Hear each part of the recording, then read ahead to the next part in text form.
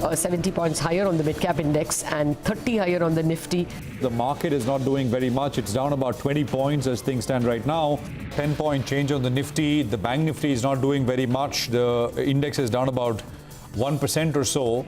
The market is now almost at the high point of the day. A market that's closing at the highest levels of the day, 11,550 on the Nifty.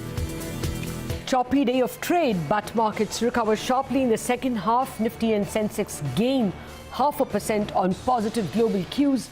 Mid-caps outperform. Zee Entertainment soars 9% after it launches Zee-Plex, a cinema-to-home experience. Jubilant Food gains after an inline set of first quarter results and strong management commentary. Vodafone Idea board is to meet on September 4th to consider various options to raise funds. The stock soars 13%. Bharti Infratel also recovers. Bharti Airtel continues to rise post the Supreme Court's adjusted gross revenues verdict.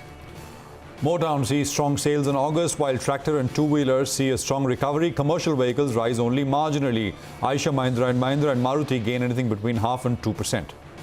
And government caps benefits under the Manufactured Exports Incentive Scheme, or MEIS, to rupees 2 crore per company until December. Shares of large exporters like Bajaj Auto fall.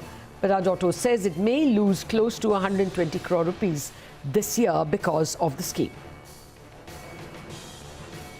Well, those were the top 5 headlines from Dalal Street on a day when the markets again had you on the edge of your seat, zigzagging or yo-yoing practically throughout the day, but finishing with a flourish for the bulls. Welcome to Markets Today, the show where we will tell you all that happened in those 6 hours of trading in just 5 headlines. I'm Lata Venkatesh, with me my colleague Prashant Nair. Hi Prashant. Lata, hi. 70 points higher on the Nifty, and things not looking as bad as they look in mid-afternoon. At 11 a.m. maybe. At 11 a.m. or so. But, you know, again, like yesterday, extremely volatile all over the place, really. I mean, that is one thing which is picked up substantially here. Otherwise, it was almost looking calm but headed upwards. No longer so. Many times over, this volatility has appeared. Well, we'll get you lots of opinion. Harsha Upadhyay of Kotak Mahindra Mutual Fund will be joining in with his thoughts on the market. Karan Bhagat of IIFL Wealth will be weighing in with what the HNI crowd is up to in the markets right now. From the corporate sector, Vinod Agarwal, Managing Director at Eicher Motors, Hemant Sikka, President for Farm Equipment at Mahindra & Mahindra, Rakesh Sharma, Executive Director at Bajaj Auto, on the August sales numbers, which are holding up even when you compare them to the month of July. Well, that's the opinion, but what did markets do? Let's start there. Lata. Oh, well, actually, we had a fairly positive global backdrop. Asia was mixed, but as the trading day progressed, we saw a decent amount of green on the European skies. So you'll have to largely call it positive global cues. And domestically, well, the data is actually mixed. If you looked at the auto sales data, which is what the market looks at in the first 2 days of the trading month, then you have two-wheelers which were good, tractors which were excellent, and commercial vehicles which were, well, bad is a strong word, maybe I should say modest. They're recovering, but at very low levels. So, you know, you could latch on to either the good or the bad news in the market, since the initiative has been with the bulls latched on to the green by end of day. We'll have to see. I think one factor that is swinging the odds in favor of the bulls is that every day the government is trying to announce something that furthers the Atmanirbhar cause. That is, does something in favor of domestic industry. Even the manufacturing export scheme is actually getting replaced by something which encourages importers. So the fact that the government is constantly thinking about how to encourage domestic industry seems to be working in favor of the bulls. Prashant, stock-wise. A fair bit, Lata, and largely skewed to the upside in terms of the broader market as well. Market breadth was positive, by the way. So where were gains? The mid-cap and small-cap part of the market is doing well. I mean, it figures amongst the top gainers. Then you come to the metals pack. The index, of course, did very well yesterday. But the dollar moved up a little bit overnight. I mean, but still, the metal index was up about 1.3. IT and auto were the other areas where there were gains. Okay, gains as far as Nifty stocks go. There was Zee and Mahindra and Mahindra, top of the list really. Z had fallen to sub 200, I mean almost sub 200 in the current 300-point Nifty fall. It's back to 218 from where it fell. Tata Motors continues its march on 150. Infratel, Adani Ports, Tata Steel, Eicher Motors, Coal India, IndusInd Bank, JSW Steel and Reliance Industries, I mean, to end that list as far as large caps are concerned. Losses coming through in Bajaj Auto, Hero MotoCorp and Asian Paints. I mean, some pullback. There was a lot of rally in these names, especially Hero, on the expectation that GST is coming down. GST rate is going to be brought lower in an imminent way. Okay, broader winners. Escorts did very well. CDSL, big blowout move there. On the back of it, BSE also doing well, 7.3%. They hold a stake in CDSL.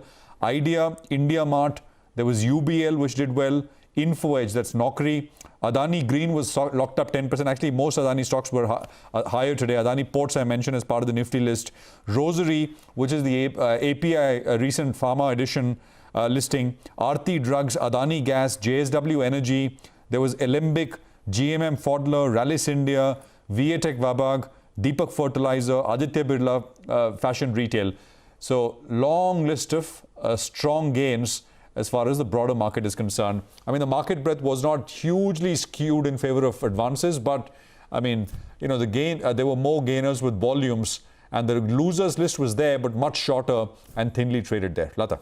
Fair point. Well, actually, global-facing stocks like metals and Tata Motors clearly had the initiative today. Well, here's market opinion for you, Harsha Upadhyay. He's the fund manager from Kotak Mutual Fund, and he says he still prefers the COVID favorites like IT, Pharma, and that he will go over to the unlock trade depending on the progress of the infection. And we also spoke with Karan Bhagat of IIFL Wealth, and he's giving us his bit about the global backdrop.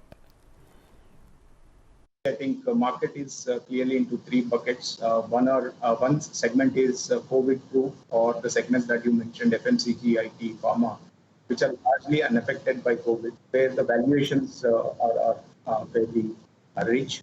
On the other side, you have some of the recovery trades, which have also moved up, but a further re-rating or de-rating would be dependent on how COVID scenario unfolds going forward. So there is equal amount of possibility of an upside or a downside. We've been kind of surprised overall with the pace of the move over the last 2.5, 3 months. But largely it's been kind of global cues which have kind of also played out in India. I think the recovery has been fairly sharp, especially on the headline indices, and over the last 2 to 3 weeks over the broader market itself also. Having said that, I think the mood among clients continues to be a little cautious as far as equities go.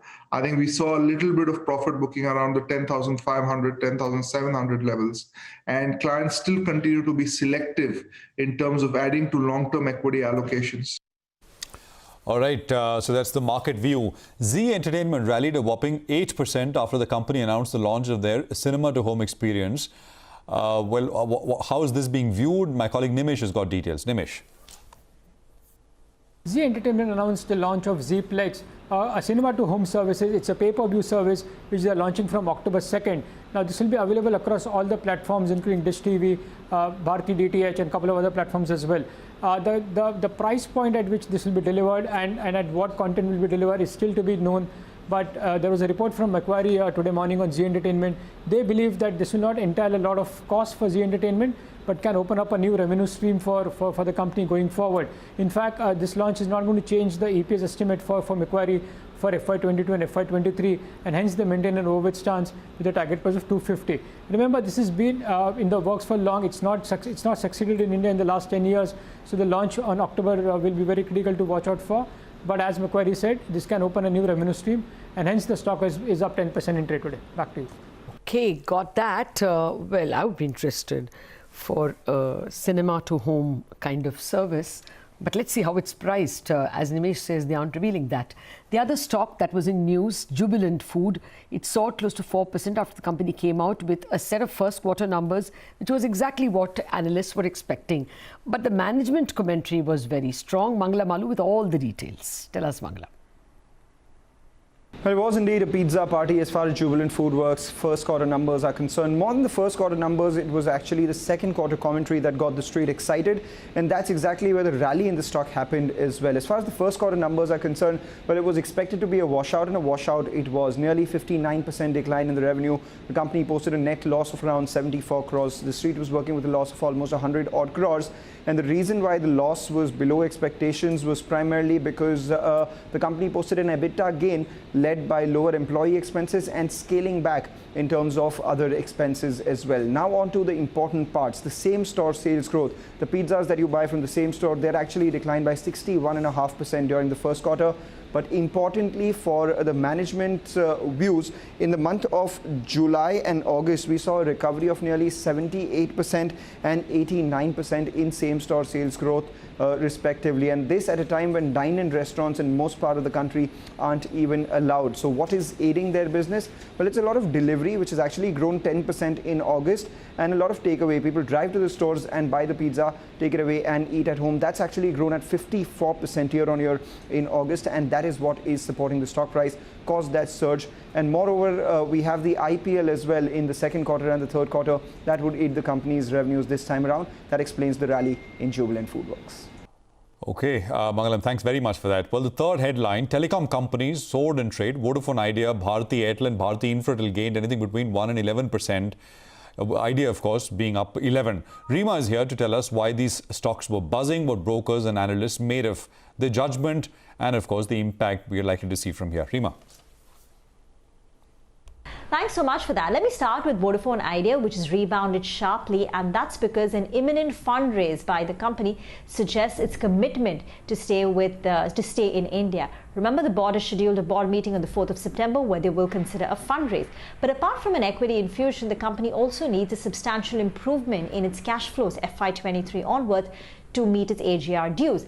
Now, the cash flows will increase or improve once the company undertakes price increases. So CLSA sees that ARPUs for Vodafone Idea needs to head to 200 rupees versus 114 that it's currently at. But brokerages remain cautious on the stock because the ability to provide healthy competition to keep investing in capex remains to be seen.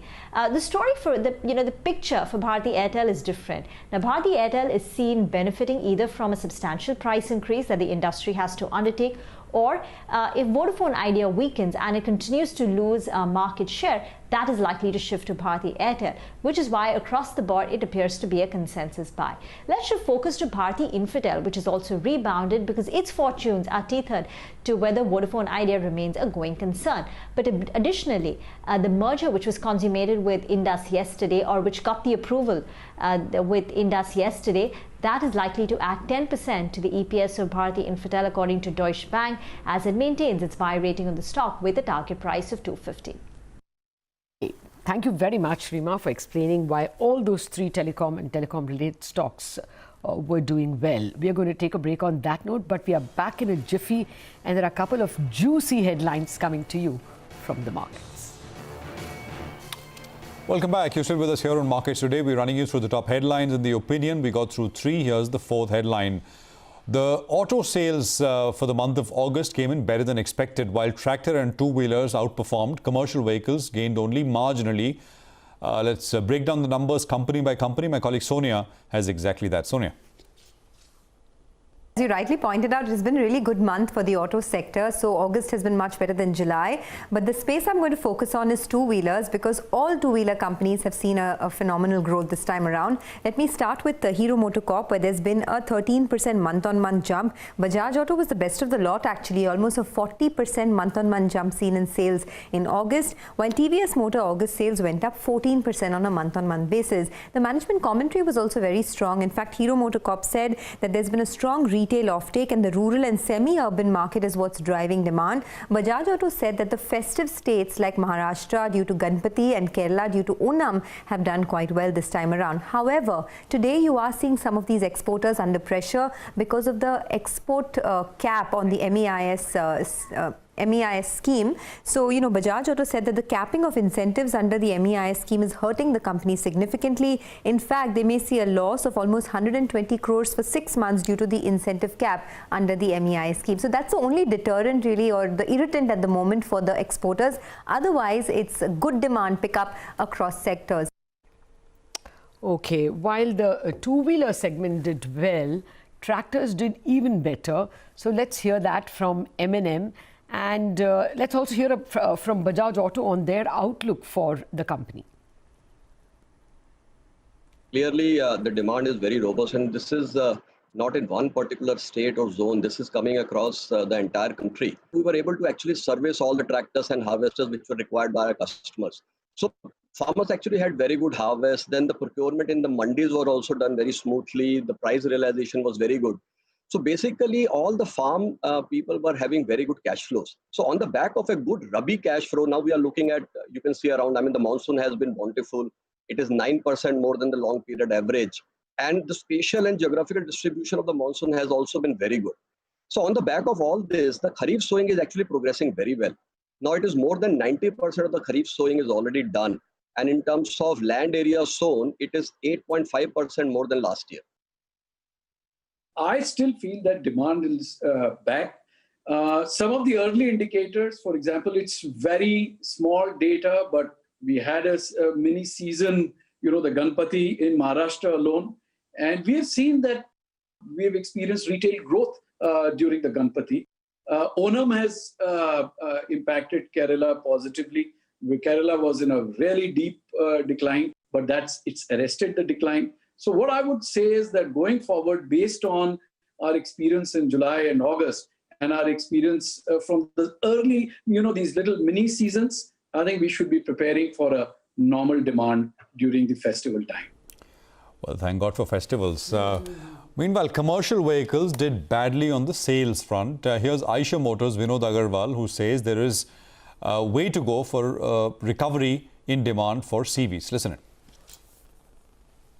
We are still at only, you can say, around 30% for the industry, other than the small commercial vehicles, and maybe just around 60% of the industry size of 2018-19. So still we have a long way to go because the industry has been impacted very, very severely. 2019-20 dropped by 40%, and this year the drop YTD is still extremely high. The drop is almost 80%.